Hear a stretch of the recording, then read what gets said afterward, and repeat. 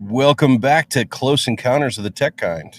I'm John, coming to you remote from my car. It's kind of an exciting place. I'm actually out at a customer site again, but don't want to miss a chance to talk to you guys. With me today on the conversation, we've got Mike. Hey everybody, how's it going? Mike's got a couple years experience being a tech, worked in the field too. For those of you joining us with audio, Mike is nodding his head. We've also got Jackson on the call. How do you do? Say hi, everybody. Hi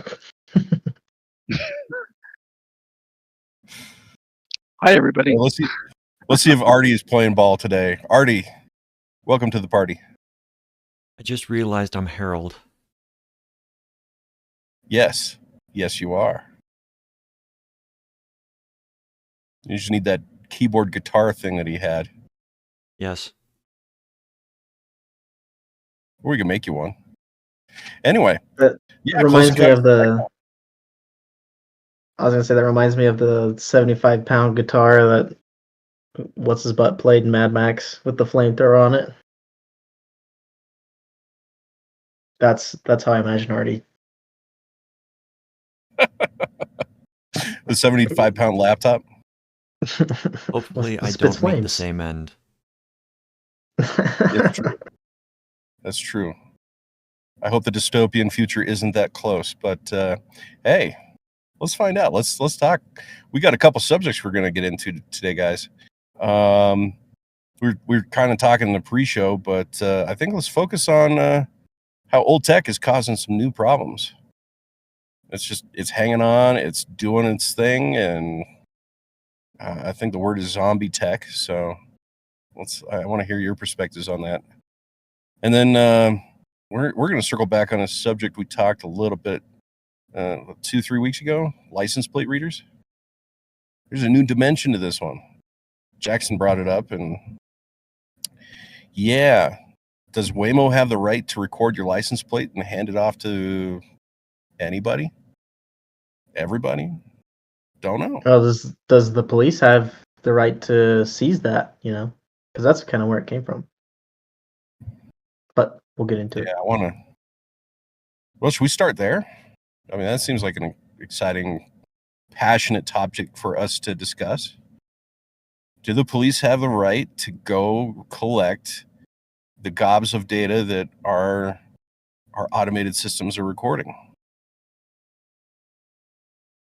Didn't Ring? I know my answer. Didn't Ring already kind of answer that question? Well, what's that story? What happened? Police were using the Ring doorbell, the footage, and accessing it behind the scenes without people's express permission. Ooh. So they could watch your neighborhood. And it was a selling feature for some people to get that out there. And it was before Amazon bought Ring. So it was just something that they had as in the terms of service. That what it was automatically going to be like a neighborhood watch thing? That it wasn't. Law enforcement could access follow it. the person. Oh. Well, that's not cool. If law enforcement can access it, then other people can too. And they're not supposed to. No, well, no. There's a lot of things they're not supposed to. They're also not supposed to rob me, but sometimes they do. Basically, if your doorbell is connected to your Wi-Fi, anybody can view it if they know what they're doing. Yeah. So turn off your Wi-Fi. Go off the grid. That's the answer. Unplug your router and go home. Oh wait, you're already home.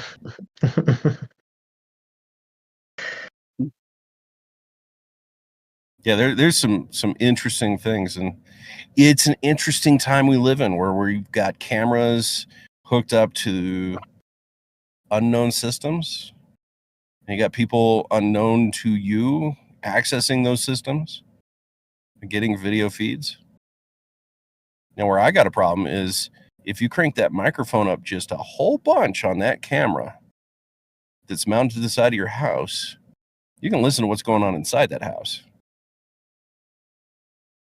Yeah, you could. Reminds me of some of those interactive nanny cams that were in the. A few of them made the news because there was one that was hacked, and the recording was somebody talking to the child that was in the nursery, and like 5-6-year-old child, and child eventually just realized that things weren't right, went and got their parent, and it caused kind of a crap storm at the time.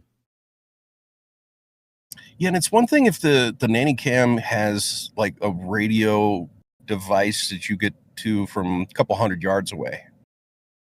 It's completely different when it's connected to the internet, and global access becomes a challenge.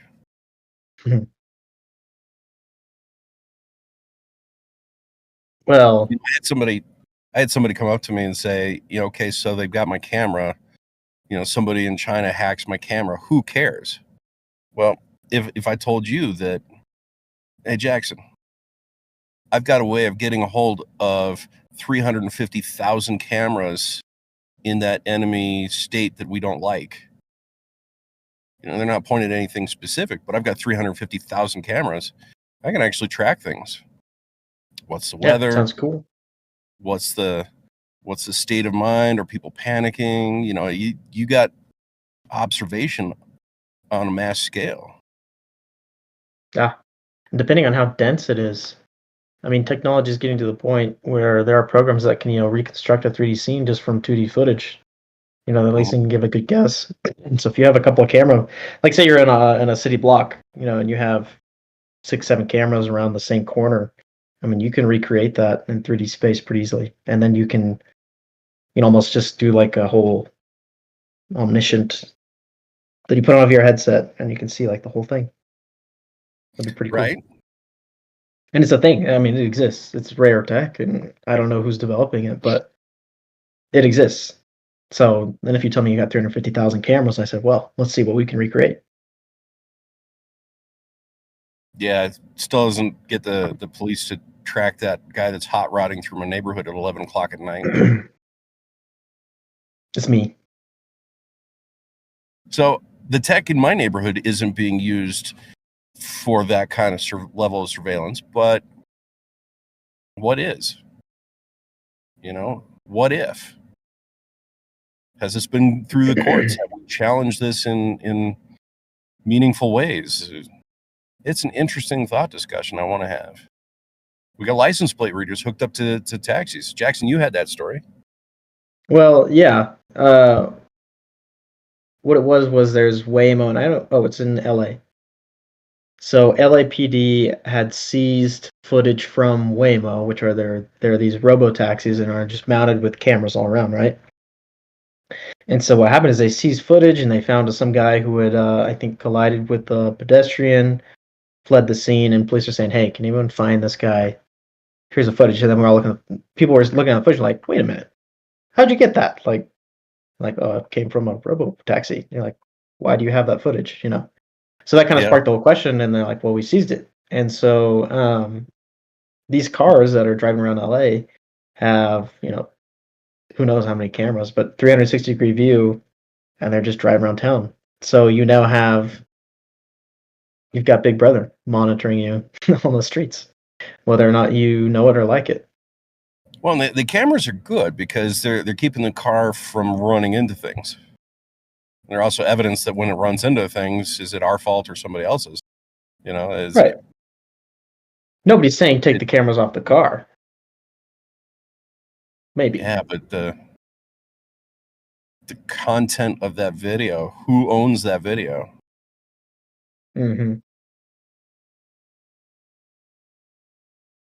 Yeah, and that's the thing. I don't know.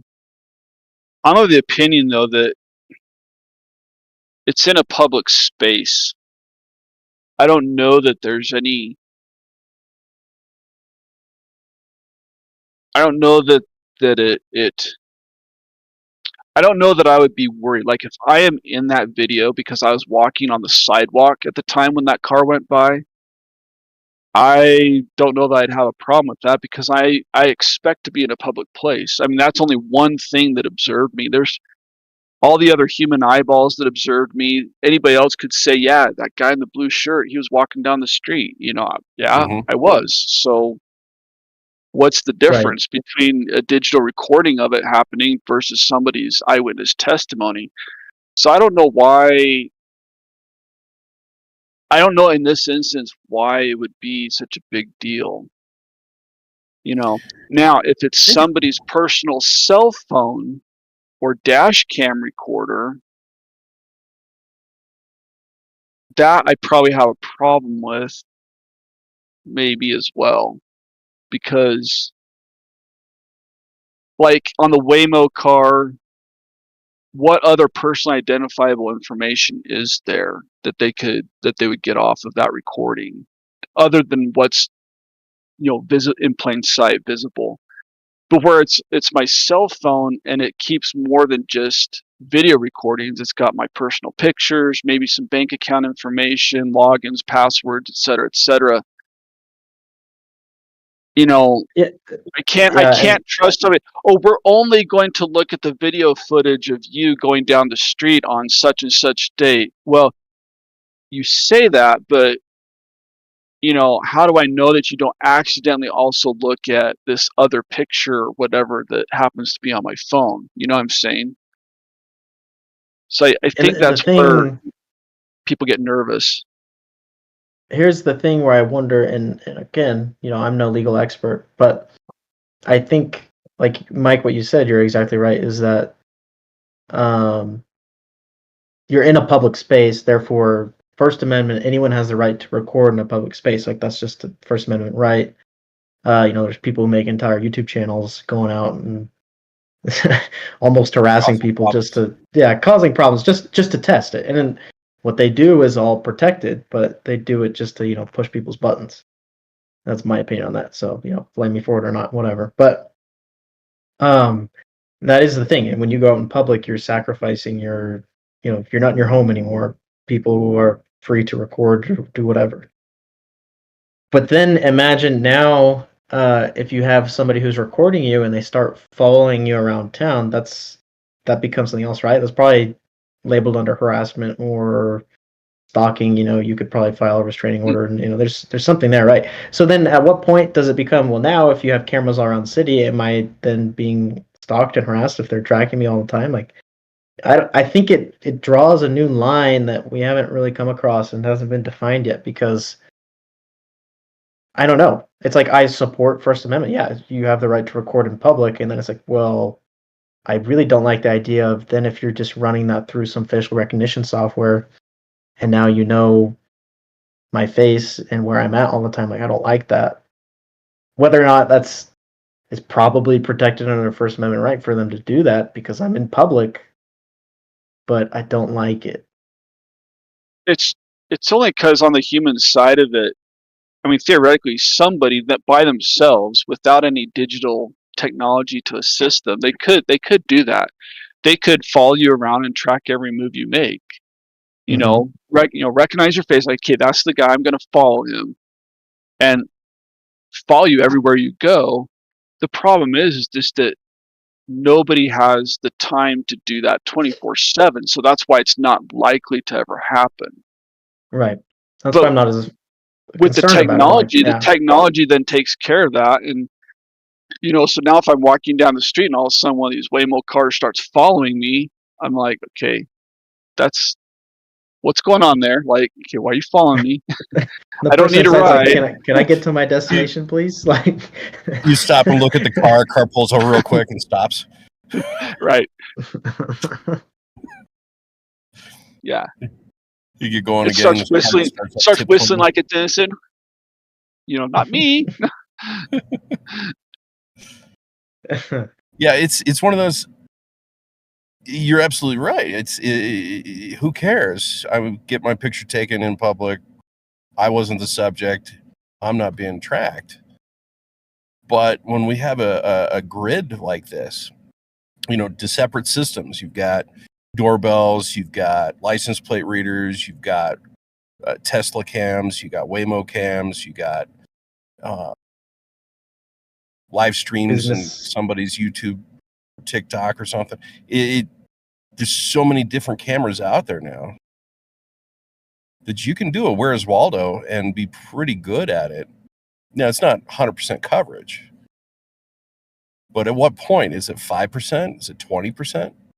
What point does it become really actually a problem? Because if I went in, like your phone, Mike, and I turned on the location tracking 100% of the time, it's not that I'm watching it all the time, but now I'm watching you all the time because I can.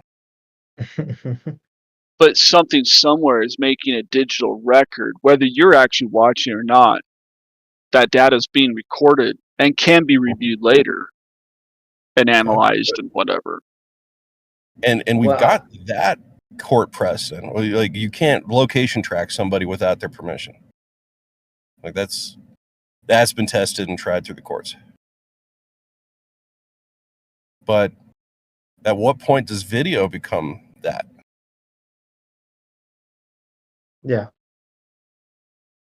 It's like, well, I didn't location track them, but I do know where the camera's at. Yeah. So, I mean, shoot, there was something you said that I totally just blanked on it. So go on. I have that effect on people sometimes.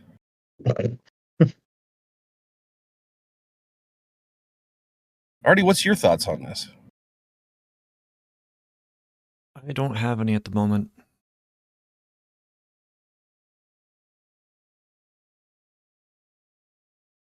Camera on every block, tracking every movement people make. Is this a good thing or a bad thing? I don't know. I would probably get way too political for this podcast on that subject. Politics aside. Is it a good thing or a bad thing? Here's the flip side of it, because I've been into watching aviation accident YouTube channels that report on, and it seems like with the technology now, investigators have so many more options for evidence. One of the big stories recently is like the crash in India, Air India crash. Heard about that. It's a really tragic thing. They have miraculously, there's one survivor that has been able to give his eyewitness account of what he observed prior to the crash. And so that's just going to be one little piece of what happened, this whole chain of events that they have to figure out what happened, what led to this crash and everything. But there's also cell phone footage and security camera footage. And just the fact is that 20, 30 years ago, we would never had that. And those pieces of footage may provide some very important clues. There's a helicopter incident in New York City where cameras actually watched the helicopter fall out of the sky and have a problem and everything. I mean, if we didn't have these kinds of things, I think investigators would have and did back in the day, had a much harder time piecing together, what happens in these incidents. Now, they're also going to analyze the wreckage. They're going to look for structural failures or component failures or any other they're going to review logs. They're going to go through everything. But any piece of evidence that can point to what happened is just going to make their job go a little bit quicker, a little bit faster. The same thing with maybe, crime, especially like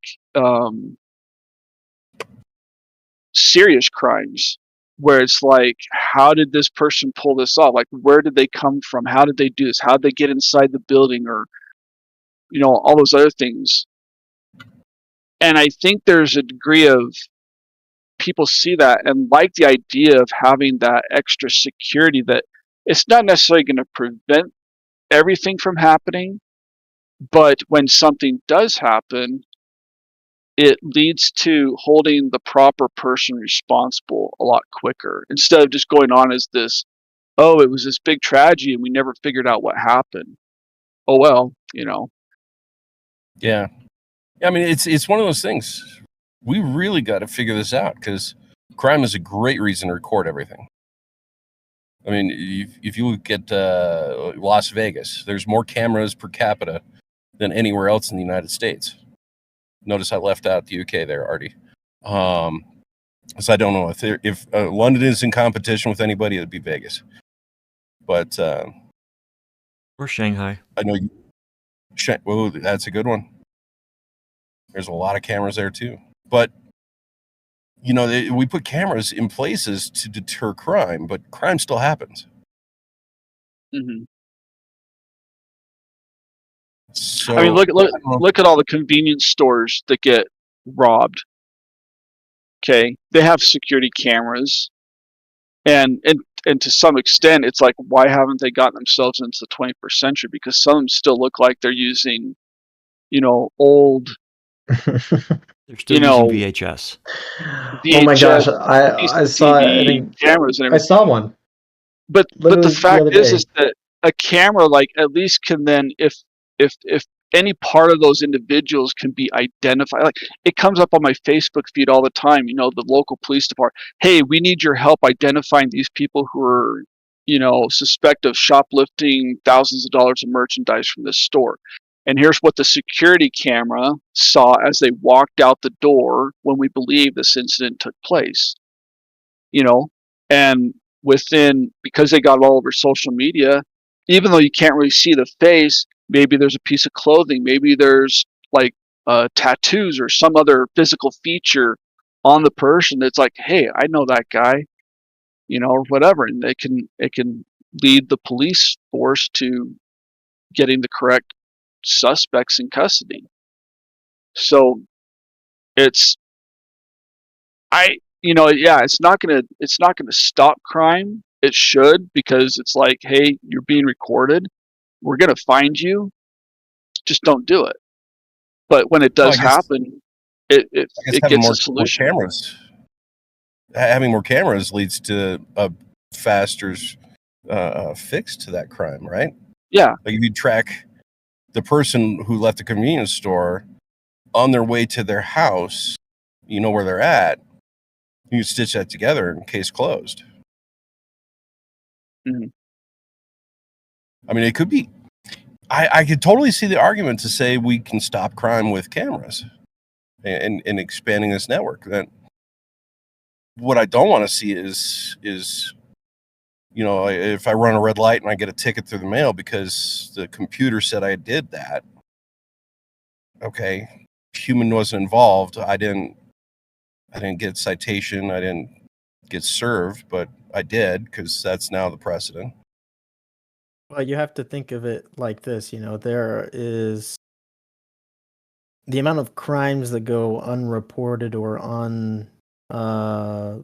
seen throughout the day. As soon as you start seeing all of those, is the justice system going to be able to handle the throughput? And then the answer is probably no. So then they're going to have, throw on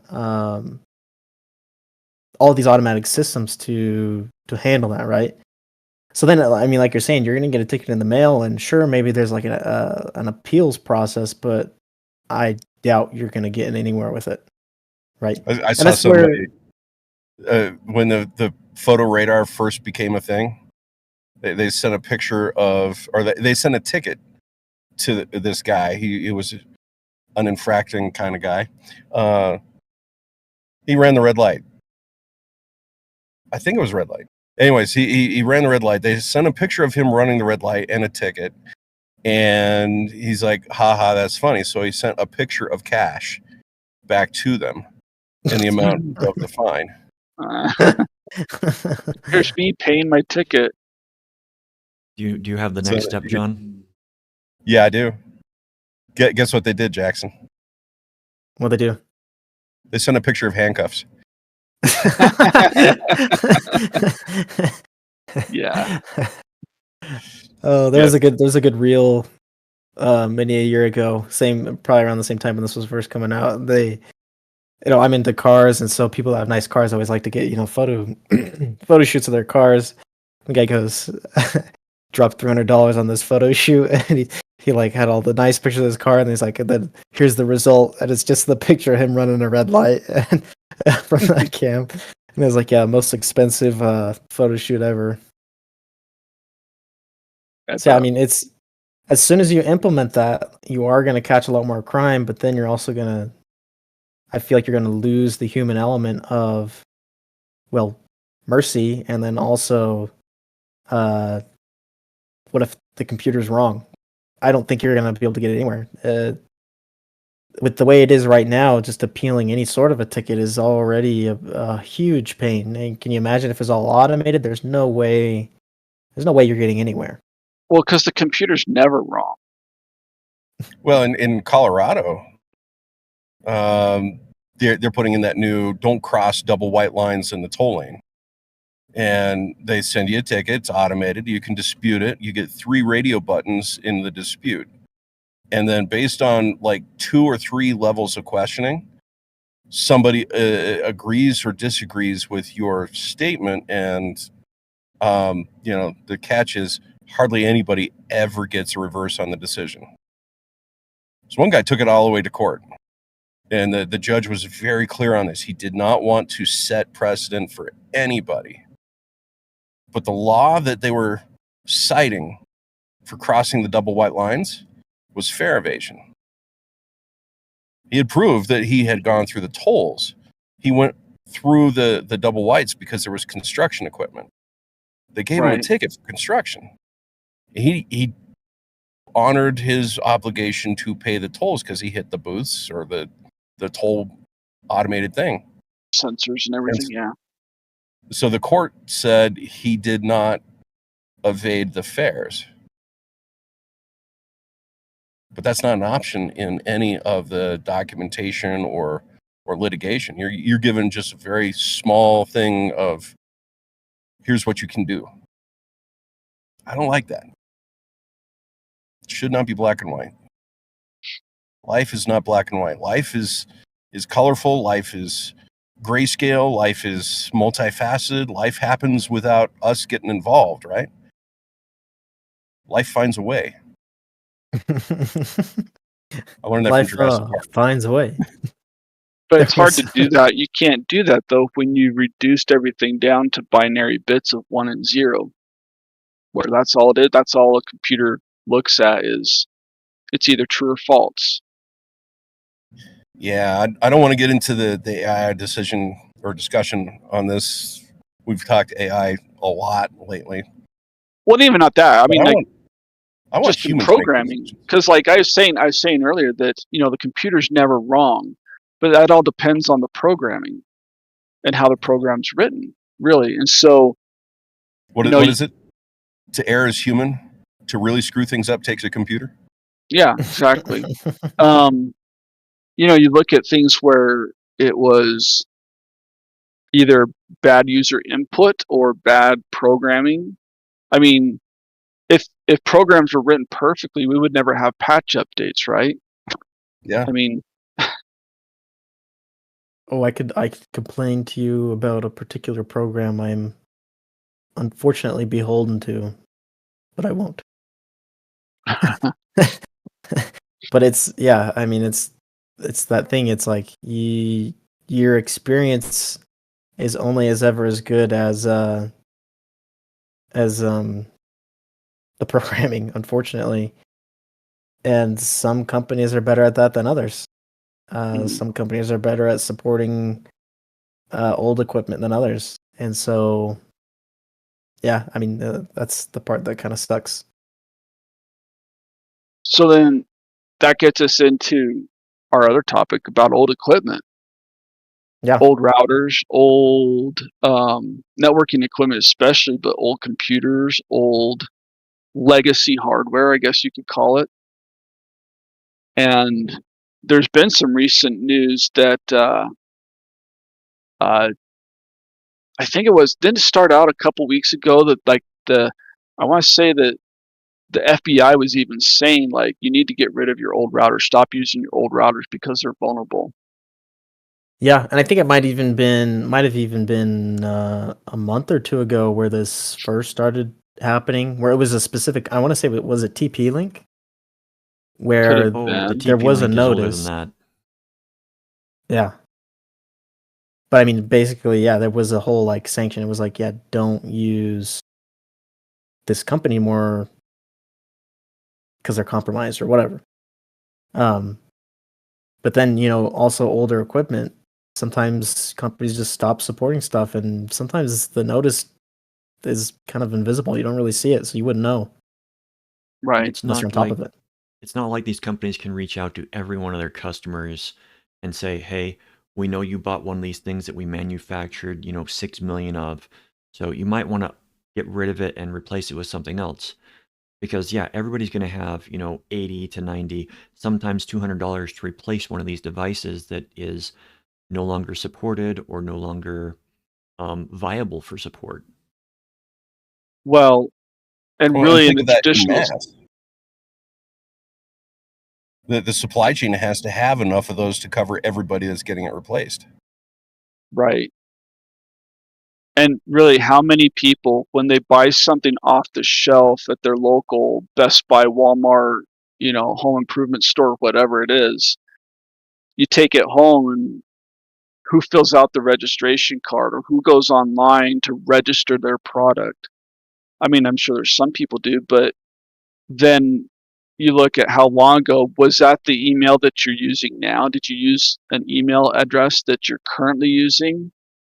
And people's email addresses change, and you're not going to get communications from that company.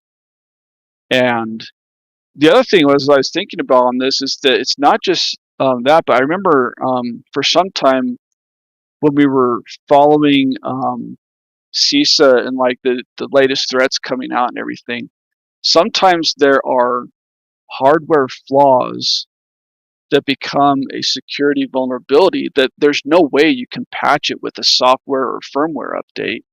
It's a physical problem with the hardware that you're just going to have to replace the device or put other measures around it to keep that device secure. Right? Mm-hmm. Well, and here's my like internal dilemma is there's a couple of things that these companies can do. Well, when it becomes like a huge security concern, like even if it's a hardware thing like that, they can push out an update that essentially bricks it, and then it's like, okay, well, you can't use it for your safety. We're going to shut it off. And that's, well, I don't want that to happen. I don't Is want my that stuff right randomly though? just shutting off. Well, that's the thing.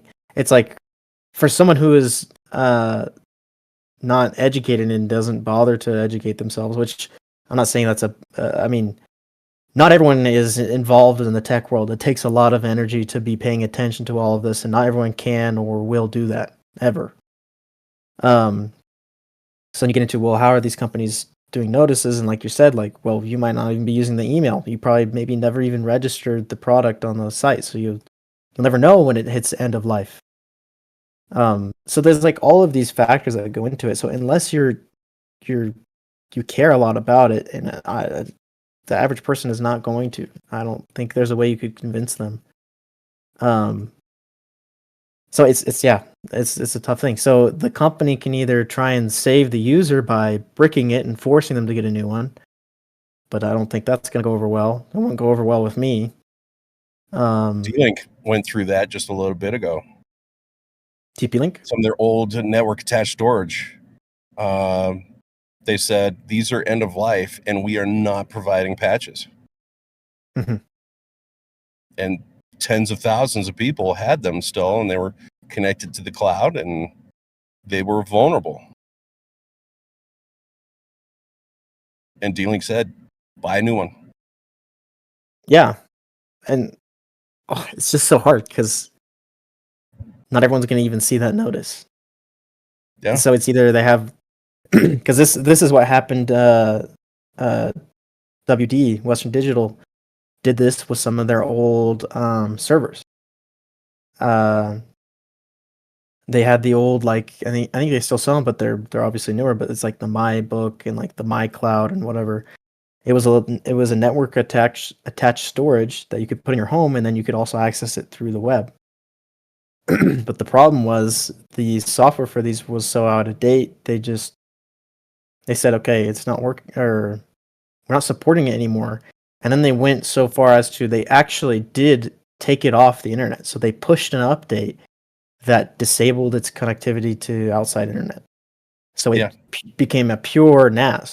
And so that is an option of where a company did that. And in that case, it didn't hurt as bad, right? Because they didn't completely brick it. It wasn't like, you don't get to use it anymore. It was just like, well, this feature of being able to access it over the web, you're not going to get anymore. We're not going to put you at risk. And so I guess that was a situation where I did appreciate that. And I feel like in most instances, I don't want a company to just randomly push an update that says, hey, this doesn't work anymore. Good luck. Go buy a new one. So I don't know. That's the thing. And so I think that's where it becomes just, I don't even know. And this is the discussion I wanted to have, guys. Is we're at a point where old tech is really turning into a new problem. Because you buy a thing at a thrift store, you buy it from a friend, you buy it from eBay, you bring it home, you play with it, you plug it in. It's vulnerable out of the box, can't download a security fix, but you bought it to do a thing. Let's say it's network attached storage. Let's say it's a media server. Let's say it's any of those things. What do we do? I'll tell you what I'll do. Here's what frustrates me is I come from the school of, my parents taught me that if I buy something, I should take care of it so that it lasts me a long time and I get my money's worth out of it. And, I'm not, the idea of this disposable consumerism, it's like, well, I bought it. Now it's not the latest thing. I got to buy a new one now. Oh, now there's something better out. I got to buy that one. Or you buy it and you just don't take care of it, and anybody who has kids understands this frustration, is that they get a thing and within 2 weeks it's broken and worthless and this and that. So I was taught to take care of stuff, and if I took care of the stuff that I have, that it would last me a long time. But now these companies are telling me, like, you don't want it to last a long time, because it becomes vulnerable and it's insecure and it's not good to have on the internet for a long time. And so it is frustrating. What do we do about it? I don't know. Like, I'm kind of thinking, like I was mentioning earlier, like maybe it requires like get other things to put around it or in front of it in the network topology that helps it be secure. I don't know. Well, just one of the things I've done is I've removed the default gateway. Mm-hmm. It's a cool trick. I don't know if you know that one, Jackson. If you get rid of the default gateway, it cannot talk to the internet. Like in what way? Give me more info. I'm a little lost. So, default gateway on your computer in networking, default gateway is that next hop to another IP range. Mm-hmm. So if you ping 10.0.0.1 and your computer's on 10.0.0.2, it'll get there. If you're pinging 20.0.0.1, the router will see, or the computer says, hey, that's not near me. I need a router. So it goes to 10.0.0.1 if that's your router. And the router then takes care of getting you out to 20.0.0.1. Right. But your computer doesn't know where 20 is. It only knows that it's on the 10 network. So the default gateway's the access to the rest of the world. So if you get rid of the default gateway, or if your device requires it, point it to something that's not it. point it to like So it dot just gets 7 or something. gets lost. Yeah, Gotcha. it goes. There's nobody there, and it's effectively as if you unplug the router. Mhm. It's a cool little trick because I know you tinker. Yeah, and I mean, for me, this is less of a problem. Like with the whole WD thing, well, my solution is, all right, whatever, I'll just wipe it, put Linux on it, or a different Linux distro on it. Whatever, that's fine. I can fix it. But for the average user, that's where it's a worry. It's like, well, that sucks. Because someone else is not going to know what to do, how to do it, nor are they going to probably feel confident doing it. Yeah. So, I mean, that's why I'm all for like tutorials on YouTube, people who are putting knowledge out there. And there will never be enough. But I also feel like, as me who is, semi knowledgeable, when I go looking for something and then I also can't, like, there's nothing out there, it takes some time, but I can figure it out. If it's someone else, like, I mean, they're just not going to be able to do it. And so, I've contemplated so many times of putting up just a blog of just like random things that Jackson figured out how to do with like all the stuff that's just missing on the internet of, how do I do this? Sometimes you can get halfway there, but then the rest of the way you're kind of left to your own devices. And unless you're experienced and confident in that area, you're just not going to get there. So Maybe the average Joe is just going to be stuck with. Maybe that could Yeah. be legislation that would make sense. Is not force. I hate the idea of legislation forcing manufacturers to do things, especially for dying or obsolete products. But maybe it'd be a best practice or industry standard that when you end of life something, you put that plan together so that your hardware can survive your abandoning the hardware. So, It's like well, or your Western Digital Drive, where they disabled the cloud access but still let it run on the local network. That seems like a good compromise. Yeah, it was a good compromise. It was like, okay, I can still use it. I just can't go on vacation, and access my photos or whatever. But now you have to look at it from a manufacturer's perspective. The whole reason these things go end of life, and we've talked about this before, a lot of things that do go end of life, or, say you have a computer that can't use Windows 11. I was like, okay, well, it's still useful. Like, you can still install all sorts of different things on it, and it can be extremely a powerful thing. The same goes for all these old routers. The reason they end of life is because it's no longer profitable for the company to support it. You have to dedicate time and resources and people to write software for it. And it's like, okay, well, why would we keep writing software for a product that is no longer being sold? And it was last time it was sold was 10 years ago. It's like, well, that doesn't make sense for them. And so I would like that, if a manufacturer were to say, okay, we're end of lifing it, here's what you can do to keep it alive. But then also from a manufacturer's perspective, I'd be like, well, why would we do that? We just want to sell them the new one. Yeah. Yeah, especially when their product line keeps expanding, because then it's just more and more and more devices that you have to keep supporting, and the hardware isn't getting, like, the hardware is getting better or faster, that they have to, change their code anyway, just based on the hardware needs. So now it's like, okay, so now I got to write for this chip architecture, and we've shifted over to this architecture now. So now we got to support that too. And I can see the nightmare that would be, and it does not make, from the bookkeeper standpoint, doesn't make financial sense to keep doing that. I saw a video recently, a couple days ago. A guy playing with old tech. He picked up old school, the first round of Cisco voice over IP phones. Like, it wasn't PoE, it was power injected Ethernet. He had to buy the right switch, he had to get the right gateway, he had to get the phone appliance. I mean, he had the whole thing. It's an hour-long video. Had 116,000 views on it. I mean, there's people out there trying to resurrect this old tech because it still works. That's Mike. I think you hit it on the head with we have a throwaway technology or a throwaway society of like, it's not working, throw it away. Well, if you could spend half an hour to bang on it or upgrade firmware or change a setting, well, why throw it away when it still works? Well, and to be fair, some of it's so old that now it's fascinating, and it from a history perspective, it's interesting to see how did they do it back in the day. You know, I know there's a channel out there that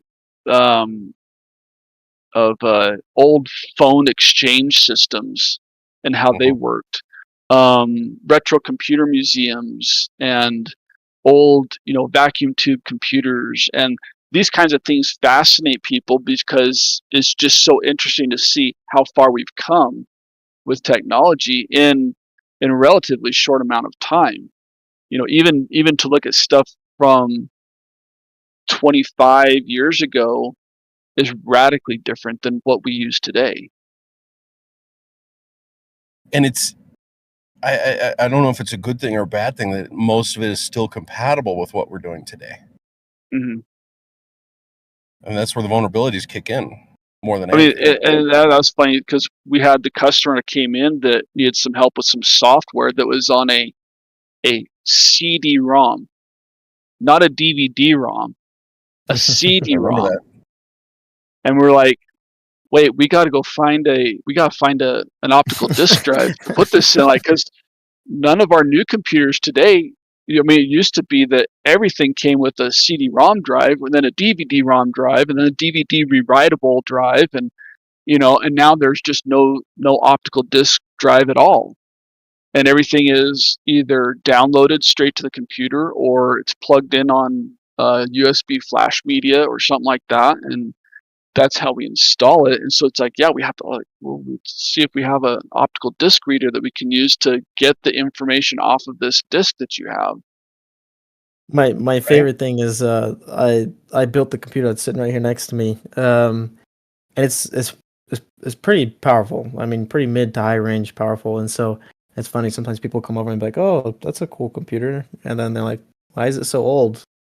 But they say that because I have a DVD drive that I salvaged from some other computer and stuck it in there specifically for that. Sometimes you get software and they ship it in a DVD, and you're like, "Well, you know what you should really do to make it look really old? Put a 5 1/4 inch disk drive in it."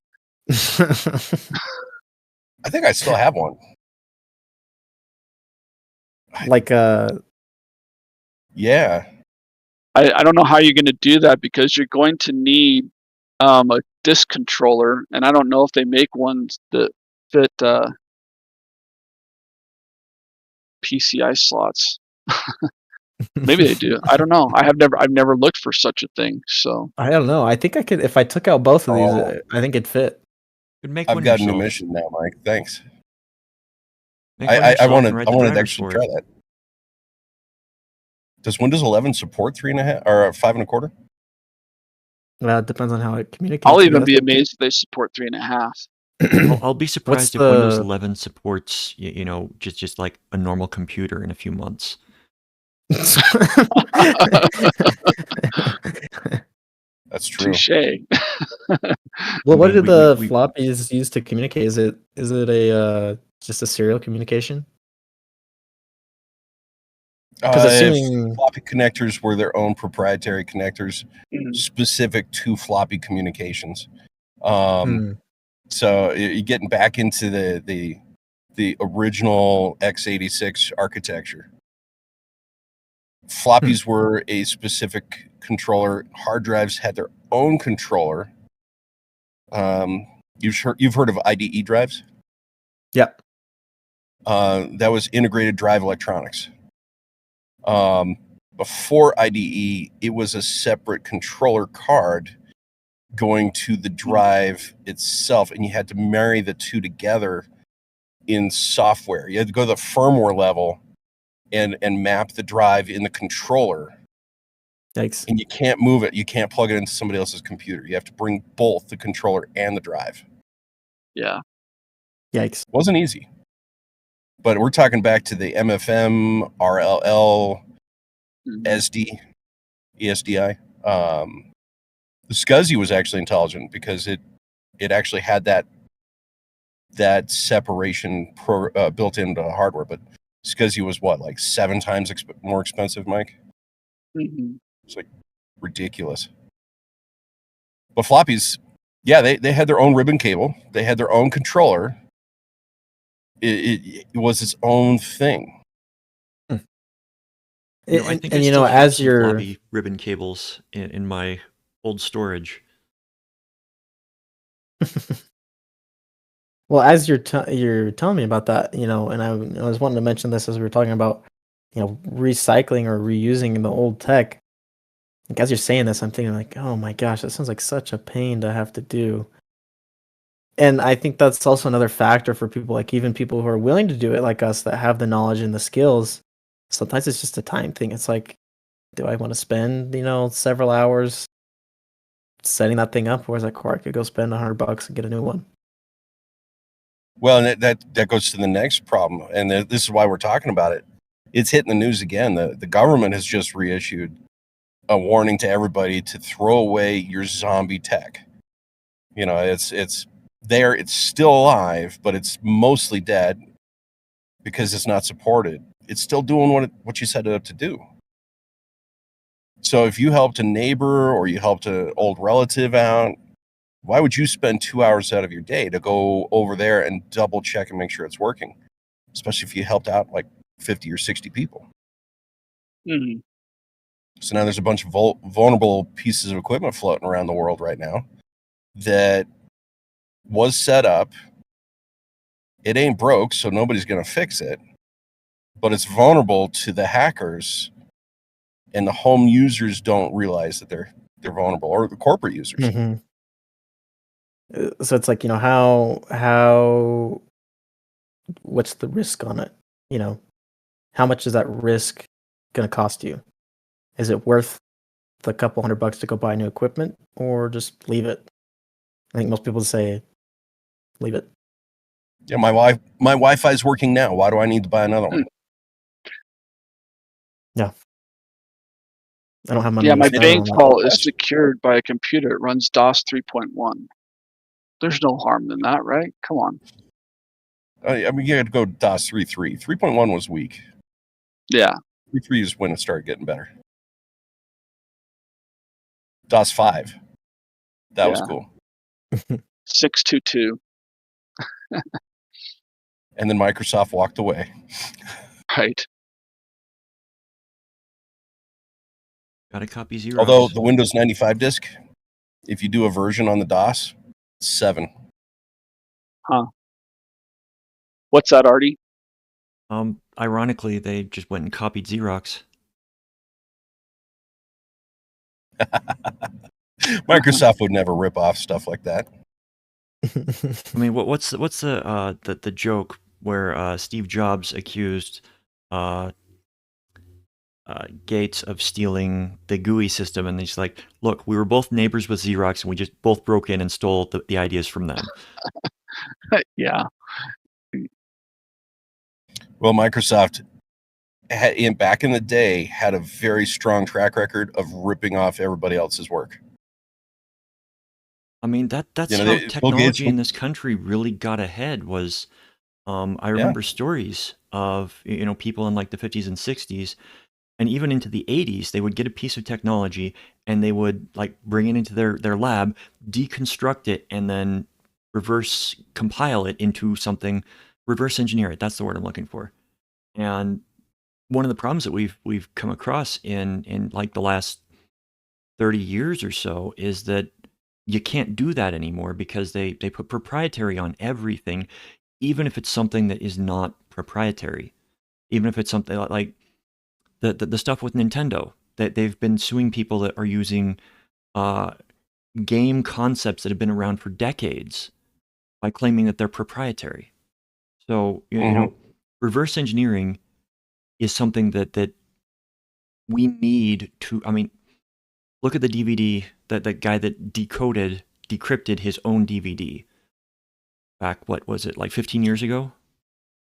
Yeah, it More was than something that. that he was doing, and we need to have a healthy reverse engineering system go back out there. I mean, it's how espionage works when it comes to um, technology. So why don't we have that available for just everybody being able to just play with their own things and fix them and create their own offshoots of that technology if they so choose?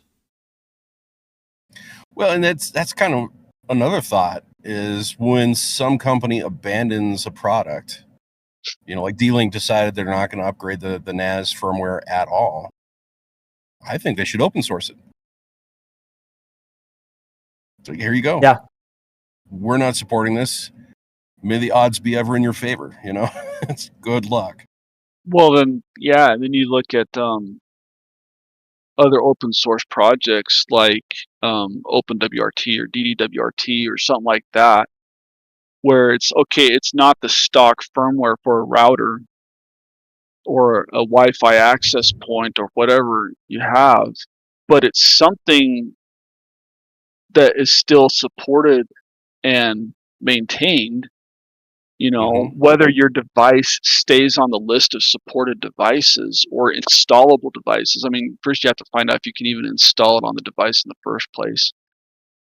But I think that's a good alternative where it's like, okay, so manufacturer's not putting any more firmware updates for this specific device anymore, but I can put something totally different on it and continue to upgrade it as long as the device is supported in that realm, and get some life out of it.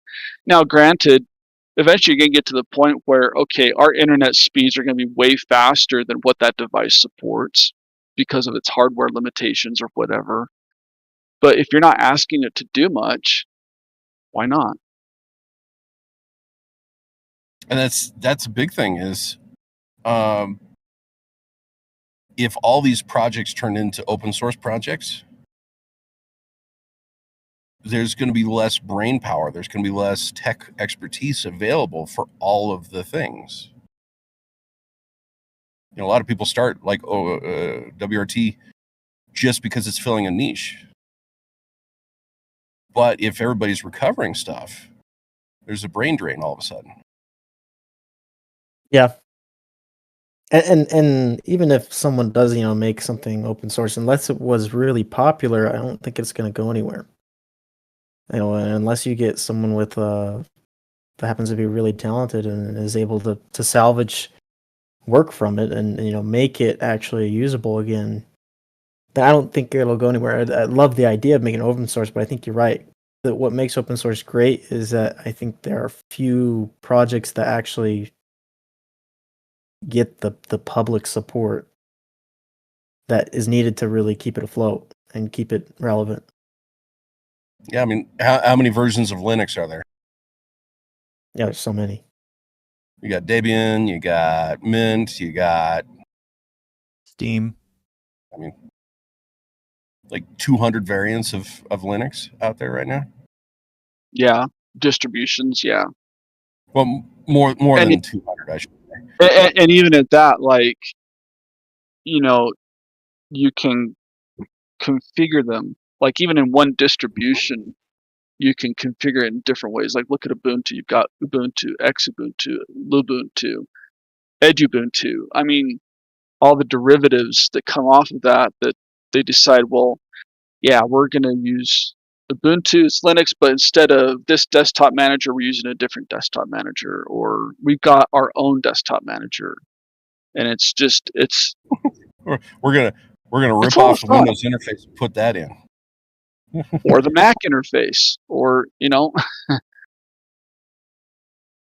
interface. Yeah, there you go. Go back to your real roots, right, Artie? Well, and that's where like Windows XP was pretty awesome, and it's abandoned by Microsoft. Why can't we have that interface in Linux? Carry the code forward. Why can't somebody independently maintain that? I hated the XP interface actually, but I'm not sad to see it go away. Better than Vista. So yeah, I'm not 11. sad to see that go away either. Windows 8. Oh, Oh, 8 was get the that. worst. Sacrilege. Tile based. That was I saw one where they somebody did a comparison between AOL and Windows 8, and it was all tile based. Both were identical. Like Windows had ripped off AOL's interface, thinking, "Hey, this is novel. This is a new approach." No, AOL died. and, Well, I you think know, the whole push for 8 anyway was like they were creating the Surface and it was touchscreen and it was like, Mobile oh, devices. it's got to be like a tablet. yeah, they wanted to and make then it it universal sucked. between computers and tablets. Yeah, Instead that's not how you operate. No, and you know, with my interactions with 11 lately, it feels like they're trying to go back to 8, but they're rolling it out slower. How it feels to me. You want pain? Go use Windows Server 2012. I think we'll discuss that in a future Or no. show. It was 2008 that was horrible. We are at time. Oh, we are. Well, we'll figure out what version that was. And Jackson, think of this: you sit down at a server that has a keyboard only, and is that swipe to bring up the start menu? How do you get the start button? How do you open up any of the control interface on a server because it's using a tablet interface? That's awful. Oh, it was not well received. Yikes. But hey, we might talk about that next time. I would love to see what our viewers have to add to this conversation. We touched on a few things. But until next time, I'm John. I'm Mike. I'm Jackson. Mwah! Good night, everybody. Throwback to Animaniacs. Love it. Take care, everybody.